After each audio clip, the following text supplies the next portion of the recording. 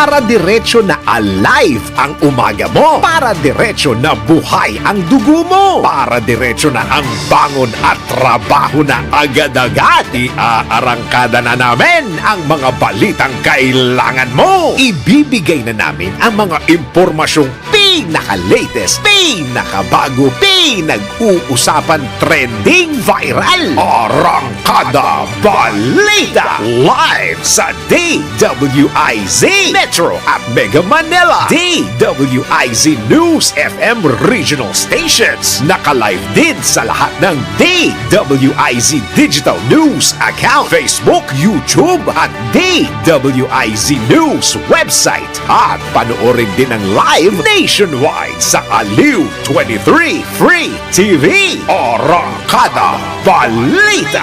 Arangkada na sina Drew Nasino at si Ate Juday, Judith Estrada Lerino. Gising ang morning mo sa Arangkada Balita. Good morning! Magandang umaga po ng Lunes sa inyong lahat mga kaibigan. Kamusta po ba ang inyong weekend? Kayo ba'y nakapagpahinga ng bonggang-bongga? Nako, tayo po'y back to work na simula ngayong araw na ito para dun sa mga pumapasok mula Lunes hanggang Biyernes. At syempre ay makikibalita tayo. Alamin natin ang mga malalaking at may init na mga balita. Partikular dito sa ating programang Arangkada Balita. Arangkada Balita. Natin na po ang ulo ng ating mga balita ngayong araw ng Lunes, February 19, 2024. Bilang ng mga nasawi sa landslide sa Davao de Oro lumobo na sa halos 100. State of calamity of climate emergency ipinanawagan. Arangkada Balita. 10 pang probinsya inaasahang maaapektuhan ng El Nino bago matapos ang Pebrero. Arangkada Balita. Mga lider ng pirma pinaghahanda sa mga kasong posibleng kaharapin. Arangkada Balita. At para sa balita sa ibayong dagat, 2 katao patay sa sunog sa isang nursing home sa Madrid. Arangkada Balita. Sa balita pampalakasan, Gilas, Pilipinas, Player Junmar Fajardo tagilid daw sa first window ng FIBA Asia Cup qualifiers. Arangkada Balita. At para sa balitang showbiz, mga kandidata ng Miss Universe Philippines 2024 formal nang ipinakilala. Arangkada Balita. Sa ating viral news, naku, nakakatuwa ata ito ha. Aba, paag-aabot ng pamasahe sa jeep sa isang foreigner kinagiliwan ng netizens. Drew Nasino at si Ate Juday. Arangkada Balita. Muli magandang umagang ng Lunes sa inyong lahat mga kaibigan. At syempre sa pangalan ni Drew Nasino, kami po ang inyong mga makasama ngayong oras na ito. Ako po ang inyong lingkod, Mayan Day Palma. At ako naman si Judith Estrada Lerino. Arangkada Balita. Tuloy-tuloy na tayo sa detalye ng ating mga balita. Nadagdagan pa ang bilang ng mga nasawi sa naganap na landslide sa Maco, Davao de Oro. Ayon kay Leia Anyora ng Management of the Dead at Missing Unit, sumampa na sa 78 ang bilang ng mga binawian ng buhay. Kaugnay nito, nagpapatuloy pa rin ang search and rescue operations or rather search and retrieval operations para sa 10 individual na nawawala dahil sa trahedya. Arangkada Balita. Kaugnay niyan, umabot na sa mahigit 359 na milyong piso ang halaga ng pinsala sa sektor ng agrikultura at bunsod ng pag-ulan at pagbaha na dulot ng pinagsamang epekto ng northeast monsoon, shear line at trough ng low pressure area. Batay sa pinakabagong ulat ng Department of Agriculture, umabot na sa mahigit 16,000 magsasaka at nasa mahigit 3,000 metriko toneladang tanim sa mahigit 23,000 ektarya ng lupain ang naapektuhan ng sama ng panahon. Naapektuhan nito ang industriya ng bigas na umakyat sa mahigit 311 milyong piso ang halaga ng nawala dahil sa pag-ulan at pagbaha. Ang Davao de Oro naman ang pinakatinamaan ng sama ng panahon at umabot sa mahigit 60 milyong piso ang halaga ng pinsala sa lugar na dulot ng sama ng panahon. Arangkada Balita! Samantala, 10 o 11 minuto makalipas ang 5 ng umaga, nanawagan ang Coalition of Climate Advocates sa gobyerno na magdeklara ng state of climate emergency sa Mindanao matapos ang pagbaha at naganap na landslide sa naturang lugar. Inilabas ng Philippine Movement for Climate Justice ang pahayag o ang kanilang isinusulong na hakbangin kasunod naman ng pagkatuyot ng water sources sa Tawi-Tawi dahil sa El Nino.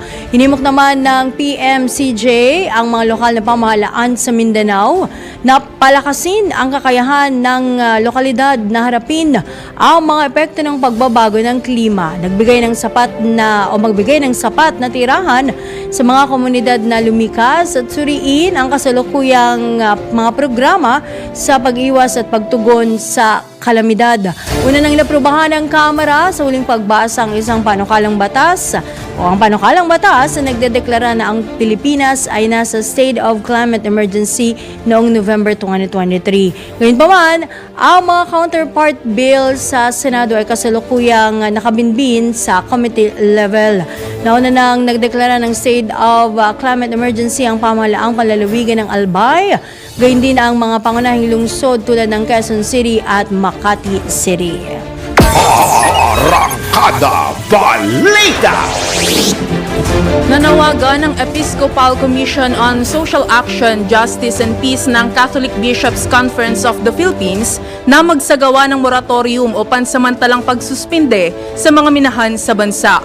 Ginawa ng Caritas PH ang pahayag kasunod ng pagbaha sa ilang lugar sa Mindanao. Paliwanag ni Caritas PH Vice President Bishop Gerardo Alminaza, ito ay upang matigil ang nagpapatuloy na pagkasira sa pulo. Dagdag pa ni Bishop Alminaza, man-made o gawa ng tao ang nangyaring trahedya sa Mindanao at hindi lang ito natural disaster. Dagdag pa ng obispo, dulot ito ng kasakiman, mahinang pamamahala, political dynasties at laganap na pagmiminas sa pulo. Arangkada Balita!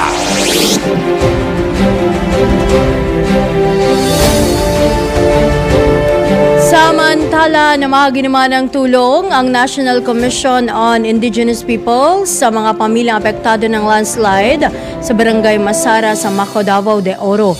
Pinangunahan ni NCIP Chairperson Jennifer Pia Sibug Las ang pamimigay ng relief packs sa displaced families. Naisa katuparan ng NCIP ang pamamahagi ng tulong sa pamamagitan ng pamahalaang panlalawigan ng Davao de Oro at ilang private organizations gaya ng Sogo Cares at Apo View Hotel. Arangkada Balita! Inaasahan namang 10 probinsya pa ang maaapektuhan ng El Nino phenomenon bago matapos ang buwan ng Pebrero. Itong ibinabala ni El Nino Task Force spokesperson at Presidential Communications Office Assistant Secretary Joey Villarama sa isinagawang forum sa Quezon City. Una nang sinabi ng opisyal na 41 lalawigan ang naaapektuhan ng nasabing phenomenon. Kaugnay nito, mahigpit aniyang binabantayan ng task force ang iba't ibang sektor dahil sa strong El Nino na nararanasan sa bansa. Iniulat pa ni Assistant Secretary Villarama na nakapagtala ng pinsala sa agrikultura ang rehiyon ng Western Visayas at Zamboanga Peninsula na pumalo na sa 151.3 million pesos batay sa datos ng Department of Agriculture hanggang noong Pebrero 8. Aabot naman sa halos 4,000 magsasaka ang naapektuhan ng El Nino sa mga nabanggit na lugar. Arangkada Balita! Mahigpit na nakamonitor ngayon ang Task Force El Nino sa iba't ibang sektor ng pamahalaan, partikular sa water, power supply at presyo ng mga pagkain. Ito sa gitna ng banta ng malakas El Nino phenomenon na nararanasan ng bansa. Ayon kay Task Force spokesman at Presidential Communications Office Assistant Secretary Joey Villarama, may pit ang direktiba ni Pangulong Ferdinand Marcos Jr. na tiyakin ang food security, water at power supply at maging ang kalusugan ng mga Pilipino. Meron na niyang naiulat na pinsala sa agrikultura sa bigas at mais, partikular sa dalawang rehiyon ng o ang Western Visayas at Zamboanga Peninsula.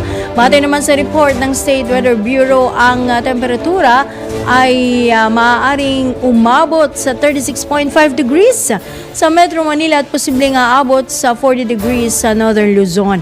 Una nang iniulat ng task force na nasa 41 probinsya na ang apektado ng El Nino. Nagbabala naman ang task force na asahan na sa katapusan ng buwan ng Pebrero na 10 probinsya pa ang maapektuhan ng El Nino. Arangkada Balita! Tinatayang aabot sa 40 degrees Celsius ang temperatura sa Metro Manila at Northern Luzon sa susunod na linggo dahil sa epekto ng El Nino phenomenon. Ayon kay El Nino Task Force spokesman Joey Villarama, bagaman hindi nasusukat ang tindi ng El Nino, tiyak na magiging mainit ang panahon dahil ngayon pa lamang anya ay medyo mainit na dapat lamang malamig dahil sa hanging amihan. Bukod dito sa ulat ng Pag-asa, maaari ring umabot sa 36.5 degrees Celsius ang temperatura sa buong bansa. Samantala, nagbabala naman ang opisyal sa publiko na mag-ingat dahil uso ang mga waterborne disease tuwing tag-init dahil sa kakulangan ng supply ng malinis na tubig. Arangkada Balita! Samantala, umakyat na sa mahigit 151 milyong piso ang halaga ng pinsala sa sektor ng agrikultura ng El Nino sa Western Visayas at Zamboanga Peninsula. Ito yung binabanggit kanina ni Task Force El Nino spokesman at Presidential Communications Office Assistant Secretary Joey Villarama. Dagdag pa ni Secretary o ni ASEC Villarama, hindi na may sasalba ang mga naturang pananim. Nako, ito yung nakakalungkot. Kaya naman, nakatuon na ang kanilang atensyon sa pagtulong sa mga magsasaka. Pag-itiyak ng opisyal, makakatanggap pa ng tulong mula sa Department of Agriculture at Department of Social Welfare and Development, habang ang ibang ahensya ng gobyerno ay magbibigay ng alternatibong strategy o paraan sa pagtatanim. Arangkada Balita! Patuloy ang pagbabawas ng tubig sa ilang dam sa bansa sa nakalipas na 24 oras dulot ng kawalan ng nararanasang pag-ulan sa mga watershed dulot ng epekto ng El Nino phenomenon. Batay sa dam monitoring ng Pag-asa, nagtala ang Angat Dam kahapon ng 208.20 meters water level mula sa 208.32 meters noong Biyernes. Nasa 212 meters ang normal water level ng Angat Dam na pinagkukunan ng 90% ng tubig ng Metro Manila. Nagkaroon din ng pagbaba sa water level ng La Mesa Dam na nagtala ng 77.30 meters mula sa 77.38, ang Binga Dam na nasa 569.84 mula sa 570.52, ang San Roque Dam na may 246.34 meters mula sa 246.63. Samantalang ang Pantabangan ay nagtala ng 189.19 mula sa 189.48. Bumaba rin ang water level sa Magat Dam na nagtala ng 179.6 meters mula sa 179.36, habang ang Kaliraya ay bumaba rin sa 287.1 mula sa 287.21 meters. Gayunman, sinabi ng Metropolitan Waterworks and Sewerage System na kahit na may pagbaba ang water level sa Angat, ay sapat pa rin ang supply nito sa panahon ng El Nino dahil may iba't ibang sources ng tubig na pinagmumulan sa kasalukuyan para isupply sa Metro Manila tulad ng Laguna Lake, mga ilog at tubig mula sa mga treatment plants ng Maynilad at Manila Water. Arangkada Balita! Samantala, 20 minuto makalipas ang 5 ng umaga, kuha muna tayo ng palengke report. syempre, magmumula yan sa nag-iisang Mama Beth Samson. Mama Beth, good morning. Happy Monday. Happy Good morning, Mama Monday. Good morning, Miss Mayan, and good morning, Miss Juday. Dito sa sa palengke ng isa sa mga palengke ng Valenzuela City, galing ako sa bigasan. Maganda ang mga bigas dito dahil meron silang 52 pesos yung maalsa. Meron din silang 54 special rice local. May premium rice na 50. At meron din 49 na premium grade rice. Actually, yung 49, sabi ko nga, hugasan na lang mabuti, masarap na rin ang kain yan. 53 malambot premium rice, 51 yung well-milled rice, 54 yung semilaon, 55 special rice, at ito yung paborito ni Ma'am Juday, yung buhaghag na maalsa. 58 pesos gusto ko na nga lang, yan. Ma'am Juday. Magkano yan, Bumaba Mama ng- Beth? 58 pesos, bumaba ng 2 piso. Ay, bumaba pa yun. Parang ang mahal Bumaba pa ng rin. 2 piso. Pero meron Oo. silang 60, hindi ko nakuhanan yung lang sa kabilang party kasi may mga kumukuha ka Opo, kanina. oo. Kaya hindi ko na siya nakuhanan. Ngayon, puntong naman tayo sa isdaan. Ayan. Bumaba na rin ang bangos. From 220, may mabibili ka ng 200 pesos. Meron pa rin 210, mas malaki sa 200. Ngayon, yung tilapia nilang Batangas, 140 pesos lang dito. Tumatalon-talon pa, pwede mo ipagawa. Yung galunggong, ayan, from 300, may mabibili ka ng 260 per kilo. So, kaya nang bumili ng 130 kalahati. Yung tahong, pag nagprito ka ng isda, masarap haluan ng tahong ang pritong isda, 100 lang per kilo, matambaka 240, dalagang bukid 360, 380 ang pusit na ulam namin kagabi, adobong pusit. Yung hipon namin ay 480, yung pampano 370. Yung pink salmon, malulula ka. Pero napakasarap nito, 800 pesos per kilo. Ako. Pero masarap yan. Pag bumili ka ng kalahati, masarap isarasyado yan. O yan, yung sweet and sour. Yung sapsap, 360, pinapangat sa kamatis o sa kamatis, sa sampalok. Yung salay-salay ginto, pwede rin ipangat, pwede rin kalamansian, trito, 300 pesos. Sa gulay, oh my gulay! Ang bawang tumaas, 150. Nananatili pa rin 120 ang sibuyas na pula at 90 ang sibuyas na puti. Ang kamatis, kumambyo ng konti, 120 pesos per kilo. Ang siling labuyo, medyo bumaba ng 50, from 300 naging 250, pwede rin 200 yung maliliit na siling pula. At pwede rin tingi. Yung kanilang siling berde na pamaksiw, at yung ginagawa nilang, pulutan to, nalagyan ng giniling, 120 pesos yan. Yung sayote, from 70 naging 60 na lang. Yung repolyo nila, 50 pesos. Yung patatas, tumaas ng konti, 120 pesos. Yung carrots, 100 pesos. At yung ampalaya naman ay 100 pesos. Ayan, yung siling berde, ang gaganda. Yung kalamansi, 70 per kilo. Meron naman silang portale ng talong, 10 piso. Yung kangkong, 10 piso per tali. Talbos ng kamote, 10 piso per tali. Yan, sa my baboy. Sa baboy ay kanilang, pareho yung laman at saka yung liempo, 350 standard price sila. Pero ang buto-buto, 290 to 300 pesos. Yung baka, 420. At ang buto-buto ng baka ay 400. Ang manok, from 190, bumalik uli sa 200 pesos. Ito sa itlog, maganda. Kasi, Ma'am Juday, Ma'am Mayan, yung small eggs, sa isda lang isa. Dating 7 yan. Yung medium, 650 ang isa. Yung large na itlog, 4.27, so 6.75. Yung namang 5, meron ding 5, 34, 6.80. Pero pag tingi, 7 ang isa.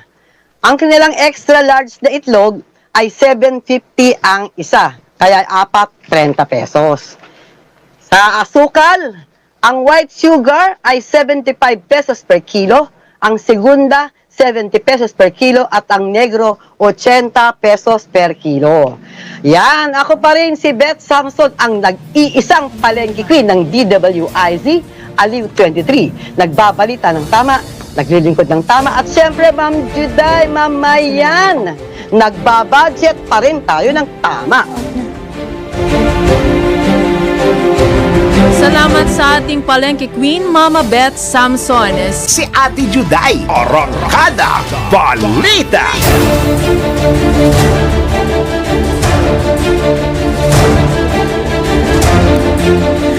Balik tayo mga kaibigan sa ikalawang bugso ng ating balitaan dito sa Monday edition ng programa Arangkada Balita. Kami pa rin po ang nakakasama ninyong inyong mga lingkod. Mayan Day Palma. At Judith Estrada Narino sa pangalan pa rin ni Drew Nasino. Arangkada Balita! Tuloy-tuloy tayo sa ating balitaan.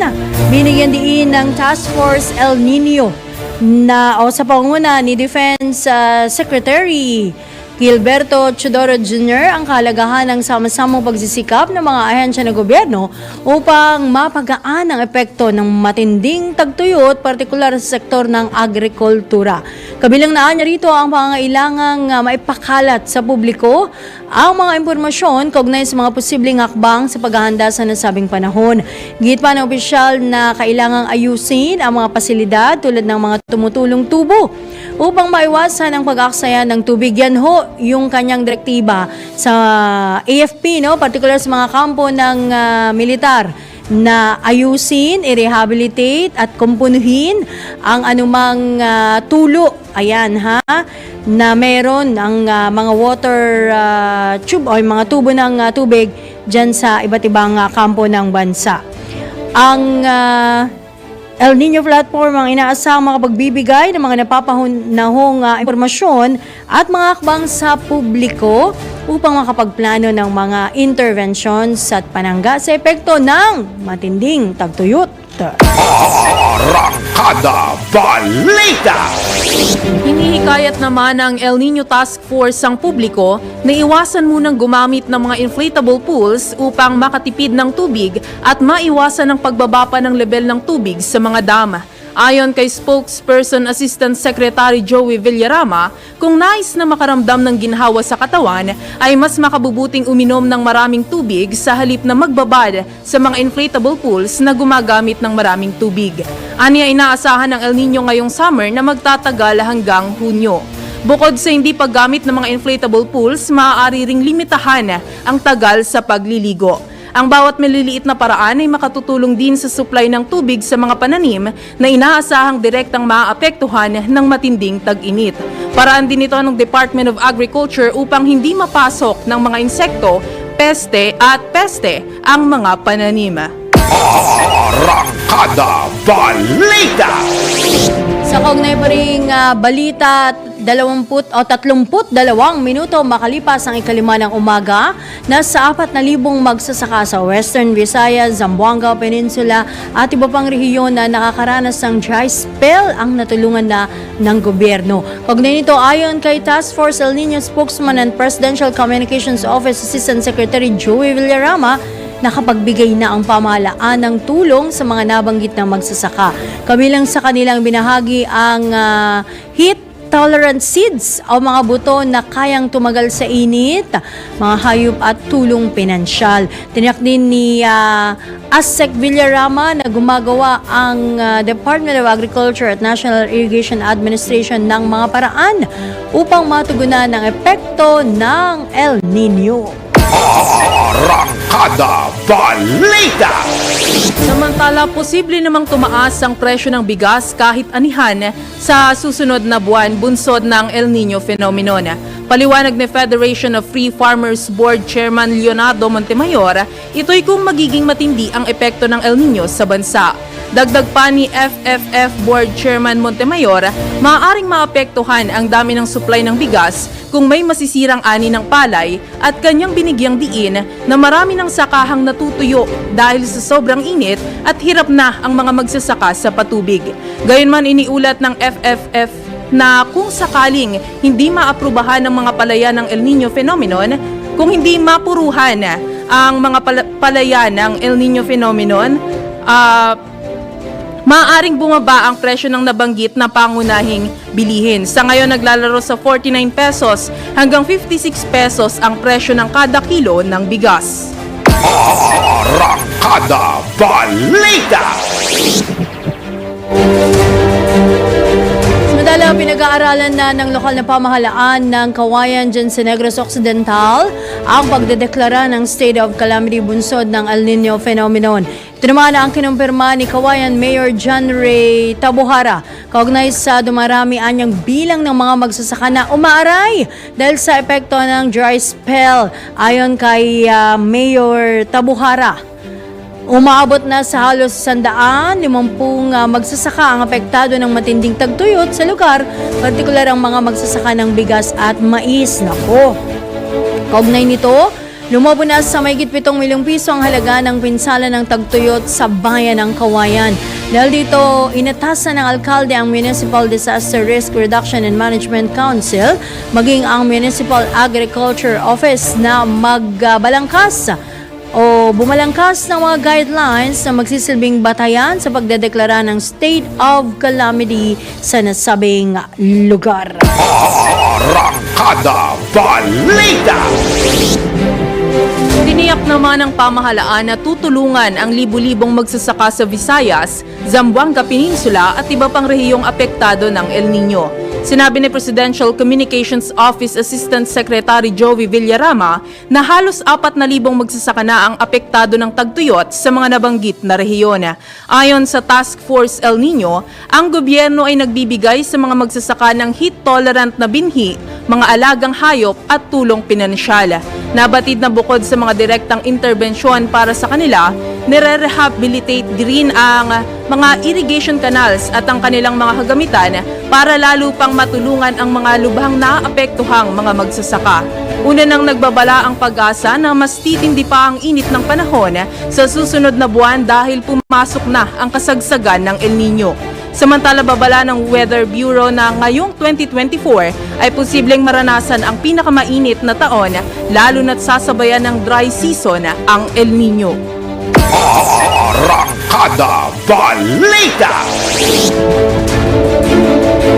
Samantala, sa oras na alas 5:36 ng 37 na ng umaga, nakuha muna natin ang mga pinakahuling kaganapan sa mga lalawigan. Kuha tayo ng update dyan sa bahagi ng Ilocos Norte mula kay Ronald Idol Domingo. Ronald, good morning! Yes, good morning Ma'am Judith, Ma'am Marian. Isang makabuluhang aktibidad ang isinigawa ng Kabataan kontra Droga at Terorismo o KKDAT sa SM City, Tuguegarao City, Cagayan. Ang PEB-IBIG Concert with My Law Enforcer ay inisyatibo ng KKDAT officers, katuwang ang Cagayan Police Provincial Office na naglaylayong makalikom ng pundo para sa mga nakalinya na mga programa ng KKDAT para sa kapwa nila kabataan sa lalawigan ng Cagayan. Ang KKDAT ay organisadong binubuo ng PNP para ma-inlove ang mga kabataan sa mga kapakipakinabang na bagay at mailayo sa tukso ng illegal na droga at maipamulat sa kanila ang masamang epekto ng terorismo. Sa naganap na aktibidad ay nagkaroon ng concert ng tila naging post-Valentine's date para sa mga nanonood na nalibang sa mga magagandang tinig at awitin ng mga naging guest singers mula sa kapulisan at KKDAT, kabilang na ang live performance ng Cagayan Cup sa banda. Nagniningning din ang mga raffle prizes sa venue at may nanalo ng 42 inches TV, bike, 2 smartphones at mga kanilang consolation prizes na naging kabang-abang sa lahat. Ayon sa presidente ng KKDAT na si Mr. JP Pagulayan, ang aktibidad ay bilang pagpupugay na rin sa mga law enforcers sa kanilang dedikasyon sa kanilang trabaho upang mapanatili ang katahimikan sa ating bayan. Nangako si Police Colonel Julio S. Grospe Jr., Provincial Director, sa kanyang buong suporta sa mga aktibidad pa ng KKDAT para mapalawak pa nila ang magandang hangarin ng kanilang organisasyon. Pinuri din niya ang suporta ng galing sa mga lokal na pamahalaan dahil sa patuloy nilang pagsuporta sa mga ganitong pamamaraan para sa kapakanan ng kabataan. Ito ang Ronda Patrol, Ronald Idol Domingo, nag-uulat, pasimpilang may tudong lakas, DWIC, nagbabalita ng tama, naglilingkod ng tama. Arangkada Balita! Ibinabala naman itong si Senador Risa Ontiveros ang posibleng kasong kaharapin na mga leader ng pirma o People's Initiative for Modernization and Reform Action. Ito'y matapos na bigong isumite ng grupong pirma ang listahan ng mga donors at ibinayad na buwis para sa TV advertisement na EDSA Puwera sa kabila ng sumpina na inisyo ng Senado. Ayon kay Senador Ontiveros, mahabang panahon ang ibinigay ng Senado sa grupong pirma para ilahat, ibunyag, ikasa o kung ano pa man yan, ilabas ang mga donors sa TV advertisement ukol saan niya'y pekeng People's Initiative, pero sa halip na ilabas, sa huling pagdinig ay inihayag ni Pirma Lead Convener Noel Oñate na ibinilik nila ang kontribusyon ng mga donors dahil daw sa pangamba sa seguridad at privacy. Giit ni Senador Ontiveros, hindi dapat minamaliit at binabaliwala ang utos ng mataas na kapulungan at ito ay malinaw na paglabag sa batas. Arangkada Balita! Samantala sa oras na alas 5:40, dakuan muna natin ang ilang pag-uulat mula sa lalawigan. Bloke-blokeng marijuana nasamsam ng Rodriguez Rizal PNP sa 3 high-value individual. Ang balita hatid sa inyo ni Arman Cambe. 3 bloke ng high-grade marijuana na tumitimbang na 5 kilo at may street value na 700,000 piso ang nasamsam ng mga operatiba ng Rodriguez Rizal Drug Enforcement Unit mula sa 3 high-value individual sa isinagawang buy-bust operation kagabi sa barangay Burgos, Rodriguez Rizal. Arestado sa nasabing operasyon sina alias Junjun, 20 anyos, alias Kim, 21 taong gulang at alias Mike, 20 taong gulang, pawang mga residente ng Rodriguez Rizal. Ayon kay Police Brigadier General Paul Kenneth Lucas, Calabarzon Police Director, ang 3 suspect ay matagal na umunong supplier ng marijuana sa lalawigan ng Rizal, kung saan karamihan umunong sa mga parokyano ng mga ito ay mga kabataan. Ayon sa Rodriguez Rizal PNP, isang pulis ang nagkunan pusher buyer at madaling nasakote ang 3 habang nagbebenta ng nasabing marijuana. Arman Cambe mula Calabarzon, nagulat para sa impilang may tonong lakas, DWIZ, nagbabalita ng tama, naglilingkod ng tama. Arangkada Balita! Inihalin tulad sa bagito ni Senador Nancy Binay ang pagsasaayos sa corporate registration ng People's Initiative for Modernization and Reform Action o PIRMA sa Securities and Exchange Commission. Ito'y matapos ipawalang bisa ang registration ng PIRMA noong nakalipas na 20 taon. Sa panayam ng DWIZ, sinabi ni Senator Binay na dapat tinitignan muna kung posible nga bang gamitin ang pangalan ng isang organisasyon bago magsagawa ng inisyatiba. Para namang bagito itong mga ito pagdating dito sa, di ba alam naman natin yung history ng pirma.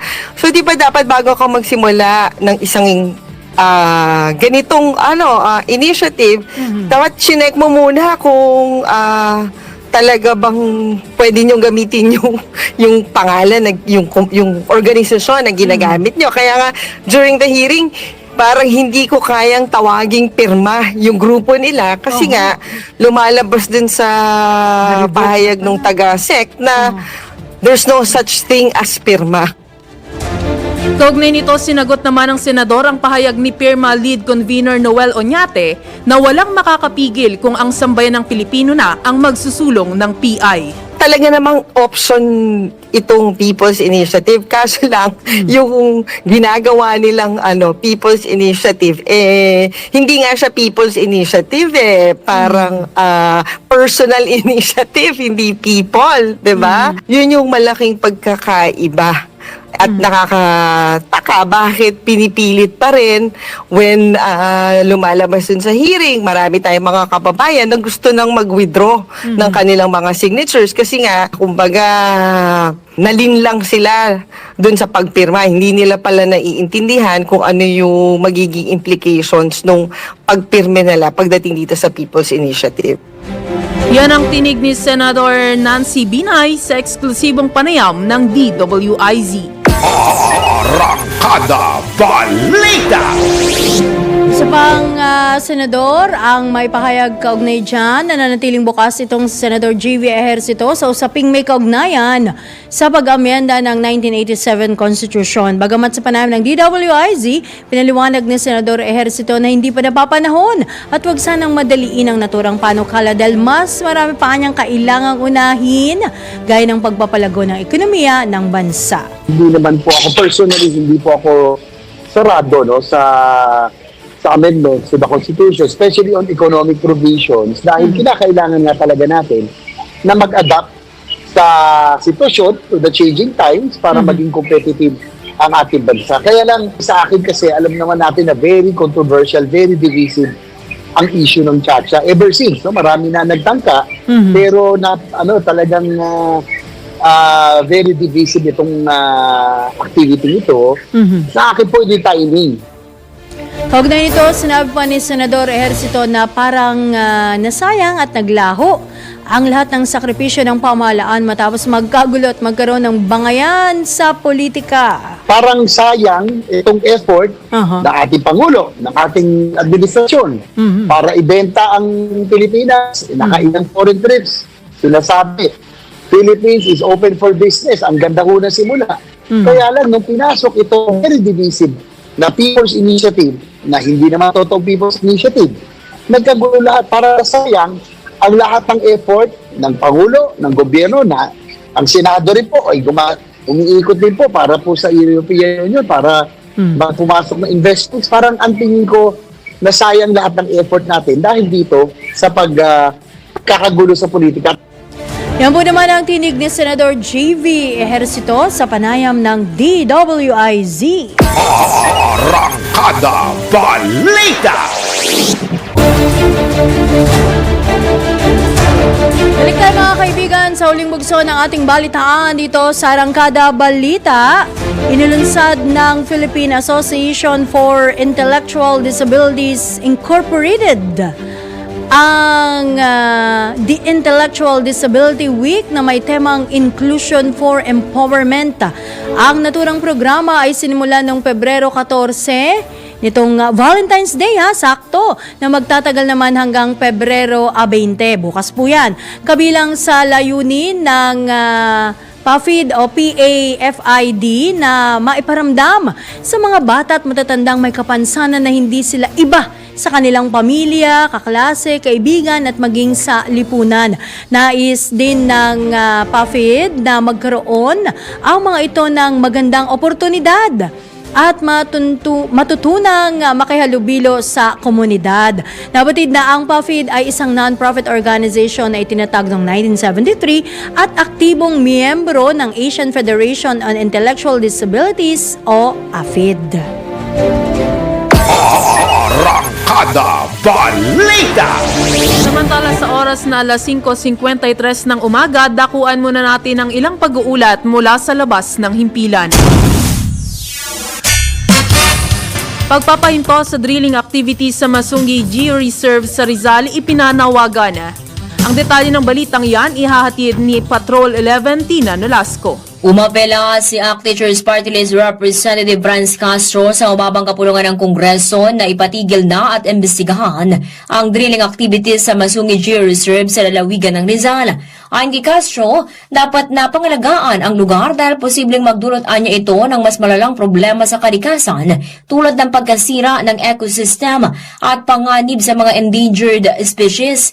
Git pa ni Castro, dapat na ipatupad ang kasalukuyang mga panuntunan sa environmental protection at siguriduhin na hindi mapasok na mga malalaking proyekto ang ecological zone sa bansa. Ipinanawagan din ng Teacher Solon na silipin ng Kamara ang pagsira sa Masungi Geo-Reserve dahil matagal bago makabangon sa pagkasira ang mga ganitong uri ng lugar. Kasabay nito, panawagan ng kongresista sa pamahalaan na pakinggan ang mga hinaing ng environmental advocates at gumawa ng hakbang para protektahan ang Masungi. Ito si Patrol 11 Tina Nolasco para sa Impina May Todong Lakas DWIZ. Kapag may bagong balita, naka-on air, agad-agad, DWIZ Patrol Report!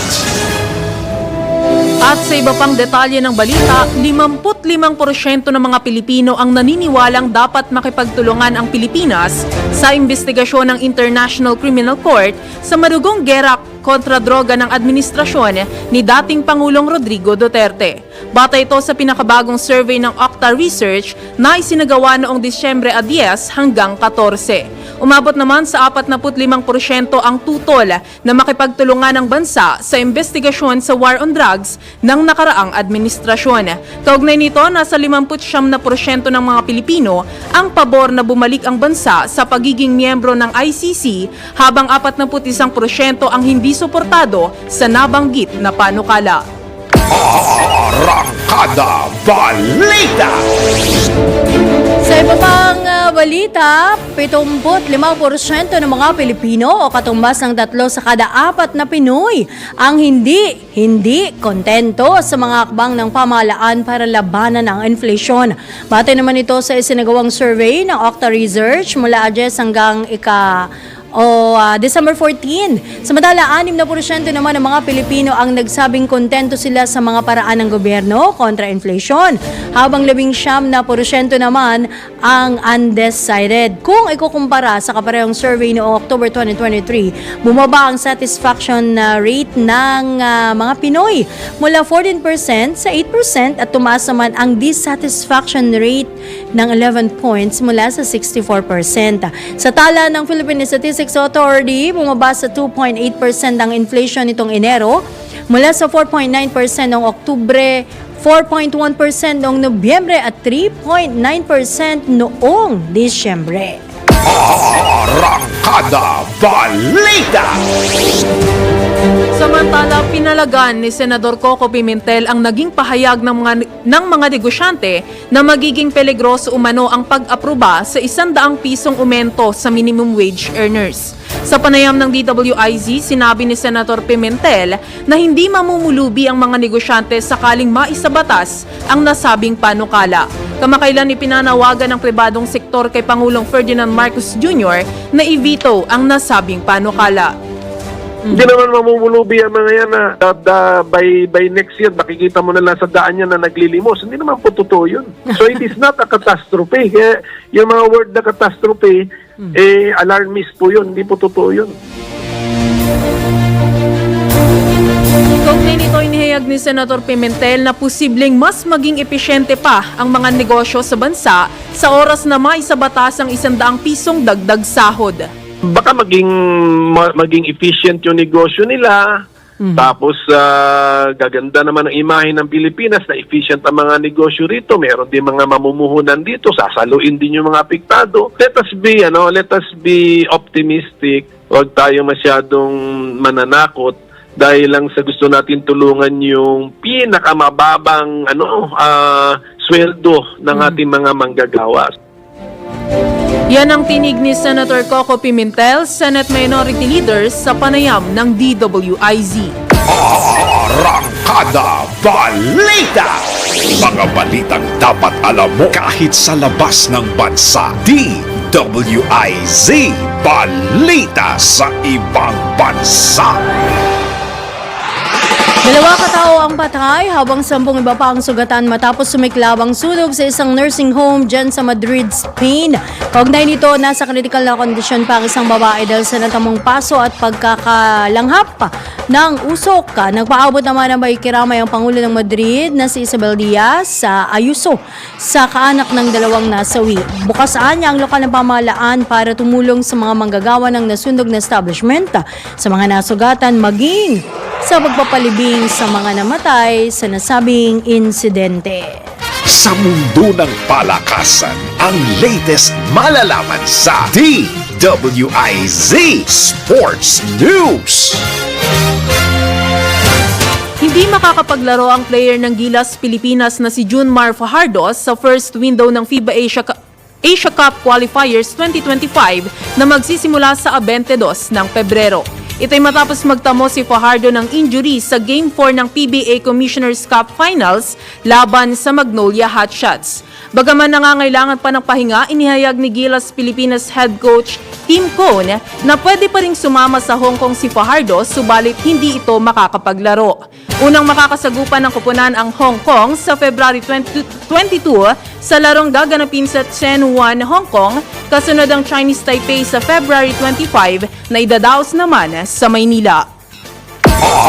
Arangkada Balita! Sabihin niyo mga kaibigan ng isang oras na balitaan dito sa Arangkada Balita Monday edition, February 19, 2024.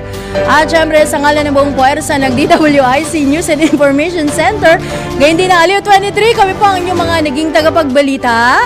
Sa ngalan po ni Drew Nasino, ako po si Mayen Day Palma. At ako naman po ang inyong lingkod, Judith Estrada Larino, nagbabalita ng tama, Naglilingkod ng tama.